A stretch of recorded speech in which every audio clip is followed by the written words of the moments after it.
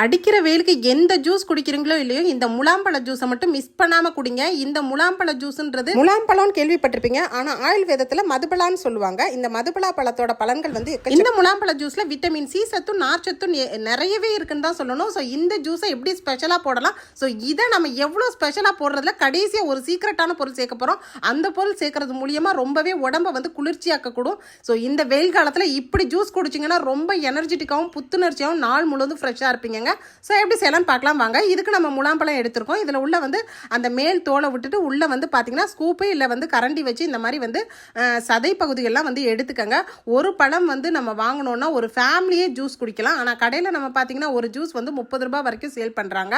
So நான் வந்து ஒரு பழம் தாங்க வாங்கினேன். அதாவது எங்கள் ஊரில் 4 கிலோ வந்து முலாம்பழம் வந்து 100 ரூபாய் தான் வேனில் விற்றாங்க. ஸோ அந்த பழத்தில் தான் நான் வாங்கிட்டு வந்து இந்த மாதிரி கட் பண்ணிவிட்டு ஒரு பழத்துக்கு பார்த்தீங்கன்னா ஒரு 2லேருந்து 3 ஸ்பூன் அளவுக்கு சுகர் போட்டுக்கோங்க.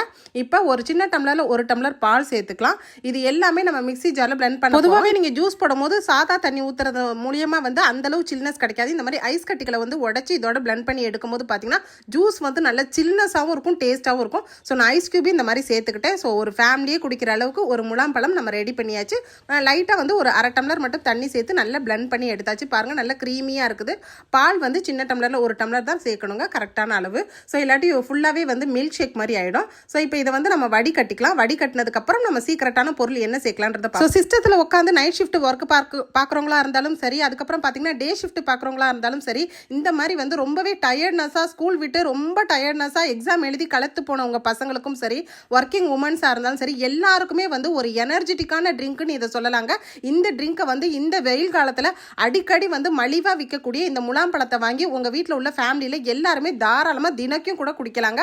ஸோ இது சாப்பிட்றது மூலியமாக நம்ம கண்ணு வந்து நல்ல பார்வை திறன் அதிகரிக்கிறது, நோய் எதிர்ப்பு சக்தி உண்டாக்குது.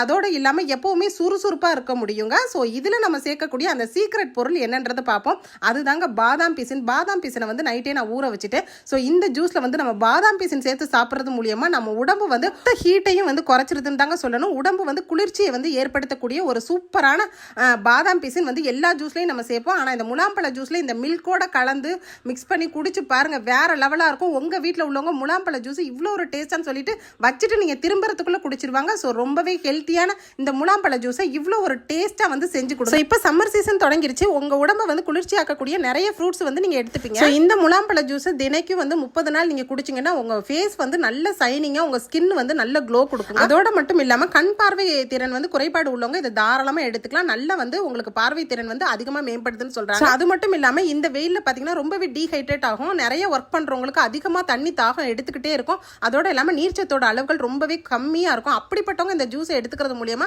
ரொம்ப வந்து அதிகமாக வந்து நீர்ச்சத்து நல்ல எனர்ஜெட்டிக்காக ஃபீல் பண்ணுவீங்க இந்த ஜூஸை எடுத்துக்கிறது மூலியமா. அப்புறம் என்னங்க, சீசன் டைமில் விலை மலிவாக கிடைக்கக்கூடிய இந்த யூஸ்ஃபுல்லான முலாம்பழத்தை வாங்கி ரொம்ப ஹெல்த்தியான ட்ரிங்காக உங்கள் ஃபேமிலியில் உள்ளவங்க சாப்பிடுங்க. ஸோ நான் இன்னைக்கு செஞ்சு காமிச்சிருக்கேன். இந்த யூஸ்ஃபுல்லான வீடியோ பிடிச்சிருந்தா நம்ம வீடியோக்கு மறந்துடாமல் லைக் போட்டு, முலாம்பழமே பிடிக்காதுன்ற உங்கள் ஃப்ரெண்ட்ஸுக்கு இந்த வீடியோவை நீங்கள் சேவ் பண்ணிட்டு நிறைய ஷேர் பண்ணிக்கோங்க. தேங்க்யூ. தேங்க்ஸ் ஃபார் வாட்சிங்.